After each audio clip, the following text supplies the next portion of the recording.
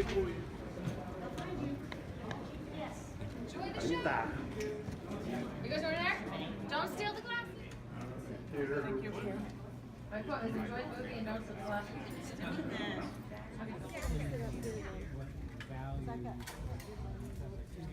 Okay.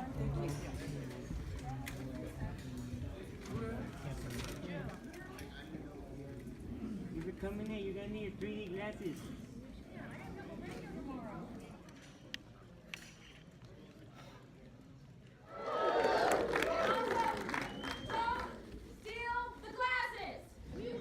Oh my god, no. Anyways, guys, I did go to that screening for Alita Battle Angel. You know, took a picture outside the theater. You know, here are the passes and everything. So I did go. They had a Q&A with James Cameron, Robert Rodriguez, and the actors in the movie. But it was like 30 minutes long. And then I stayed for like 25 minutes. I was like, I'm gonna leave. And as soon as I left, like, a few minutes later, everybody just started walking out. So I assume it was like 30 minutes long. It just went on forever. That's one thing I could tell you. Although I did see the movie in the Dolby cinema in 3D. Dolby barely releases any movies in 3D, and this is one of the special occasions they do. So I will be giving my opinion about the Dolby experience, what I thought about it after my review for the actual movie itself. But anyways, let's get started. So I did go see Alita Battle Angel, and you know, Alita is a new sci-fi adventure film based on a rather unknown manga, I guess, because I never really even heard about this till I heard that James Cameron was getting involved with this, and that's when I knew what this was already. And basically in this movie we have Alita, who is a human hybrid cyborg who soon awakens to forget who she actually is, and you know, she just has to navigate herself to her new life, but at the same time protect herself from the big bad of the movie trying to capture, you know, human hybrid cyborgs like Alita. And you know, again, just like the rest of the world, I did not know who Alita was or what the story around Alita or anything on Alita was. And it was just so nice just walking into a movie knowing nothing about what this is about, you know, the story and everything, and walking out of the theater just already knowing enough knowledge of what I just saw. With that being said, the world building in this movie is everything. They introduce you not only to Alita and her past and who she really was before, you know, what happened to her, but also the place that she's in, you know, Iron City, I believe it's called, and all the civilians that live there, whether they're the good guys or the bad guys. And this movie just explains a lot about that, you know, a lot about who each individual is and what their purpose to this city is. And I really like that about this movie. It really felt like they were putting some effort into actually making you care, not just, again, about the road building of Iron City, but it felt like they actually wanted you to care for the characters, which I will say I cared for about every character in this movie. Rosa Salazar as Alita was such a wonder. She's just a character who isn't just a badass hero, but she's also very charismatic. She's humane, and she's a lovable character.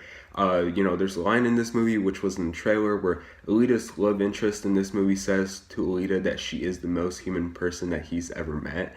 And when I first saw that line in the trailer, I was like, it's a little too cheesy. But then after seeing the movie, I know exactly what he was talking about. And that's because Alita in this movie is, you know, even though she is a cyborg, she's very much human. And there's just a lot of layers to her character, and there's just so much explored in the movie about her that she just becomes the perfect lead. She just has so much personality in her character, and I just absolutely love that. Christoph Waltz plays the father figure of Alita here, and I thought he was crazy good, and he's also a pretty crazy likable character. Even some of the side roles, such as Jennifer Connelly and Ed Skrein, who wasn't in the movie as much as I thought he was going to be, but I thought they were all good. Although kind of hurts me to say this because I thought his performance was good, but just what he was given to work with, I just thought wasn't enough. Mahershala Ali, I butcher his first name way too much, but don't get me wrong, I love Mahershala. I think he's great in this movie. He's definitely one of the greatest actors working today, and you know, he plays the villain in this movie, which did not quite exactly work for me. Again, even though I thought his performance was great in this movie, there's just not enough to his character. He just feels like another worn-off, generic villain that is just there to do what he's doing just because he feels like it. I just didn't feel like there was just, you know, enough layers to his character, almost like I described Alita, who has a lot of layers and a lot of personality and everything. I thought that there was just a lot that lacked from his character in this movie, and especially as a villain. I thought that he was very disappointing for a villain.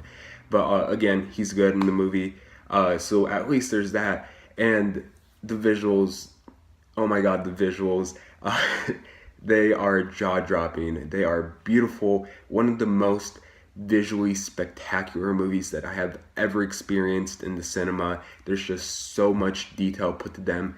It's just drop dead gorgeous just looking at this movie, looking at the visuals.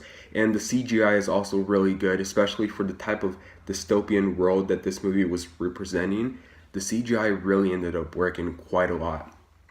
The action scenes are crazy good, crazy entertaining, very fast paced. The movie itself is fast paced as well. It's 2 hours. You don't really feel the runtime. And a lot of that's because of the action scenes, because of how, not just how entertaining they were, but how surprisingly violent they were. For a PG-13 movie, this movie's like borderline R almost. There are some pretty gruesome deaths in this movie, especially one death scene involving a human, which I won't spoil, but I was like, you know, they did that, and it's still PG-13, so I was really surprised. And the action scenes in this movie is everything that I wanted from this movie. Now, aside from the villain, another problem that I had with this movie was the third act. The third act is, you know, it's very fun, it's very entertaining, but it just felt like they pushed too many things in the third act. You know, some things actually felt like they were kind of forced just to set up a sequel. Like, you know, the last 10 minutes of this movie just felt a little too forced, and it was only really ever done just for the sake to set up another movie. But at the same time, it's all fun. I kind of still wanted a little more, but I would honestly love another entry with these characters, and it's too bad that this movie is supposedly supposed to flop at the box office. Although I rather have it do business. Like, I'd rather have it have legs at the box office, or just be one of those silent box office smashes, like unexpectedly. That'd be pretty cool for this movie. I really enjoyed the hell out of this movie.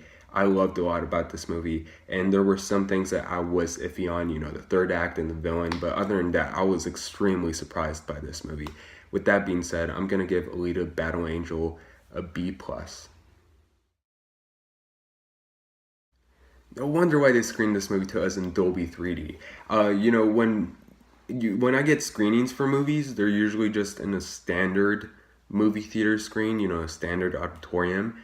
But you know you're in for a treat. You know you're in for an experience, not only when the studio pushes you to see the movie, not only in 3D, but, you know, just the biggest format that you could possibly see. All of the screenings for this movie were in premium large format theaters in 3D. So, for example, a quick shout out to my friend Alex from Seattle. He saw this movie in IMAX 3D, and he said that the 3D was actually, I mean, not the 3D, the IMAX experience overall was pretty neat. And I wish I saw it in IMAX because it expands ratio, but I did see it in the Dolby Cinema in 3D. And I'm going to be honest with you guys, right out of the bat, walking out of this theater, this is the best Dolby Cinema experience I've had. And I've seen a lot of movies in Dolby. Again, when you have a movie with such big scale and just breathtaking visuals as Alita, it's a requirement for you to see this movie with the biggest screen, the best surround sound that you could possibly find. The Dolby Atmos surround sound is just crazy good. There's sound coming from every channel, whether it's the overhead channels or the regular channels. It's all surrounding you. It all feels natural, and it's just a crazy good experience. And this movie was shot with 3D cameras, and shooting with 3D is actually pretty expensive. So you know that you're in for a good experience when a movie is shot in 3D, because at least they had, you know, this movie in mind with 3D while they were filming it with 3D cameras. You know, there's a lot of depth with the 3D here, and there's a lot of pop-out 3D during the action scenes. So the 3D works really good, and don't worry, you're not going to get any headaches during this movie in 3D. At least I hope, because the past few movies I've been seeing in 3D before Alita, I've been getting some minor headaches after I walk out of the theater. But with Alita, you know, I was completely fine. I was headache free, I guess you guys could say.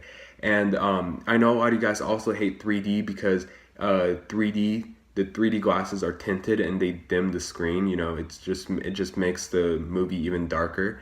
But Dolby 3D glasses are actually specifically designed to not do that. It actually it gives you the full image, the full vibrant colors. And you know, this movie was because it's the Dolby cinema, it has Dolby Vision, and that means you're gonna get a 4K projection with some vivid colors and colors just popping right at you in 3D also as well.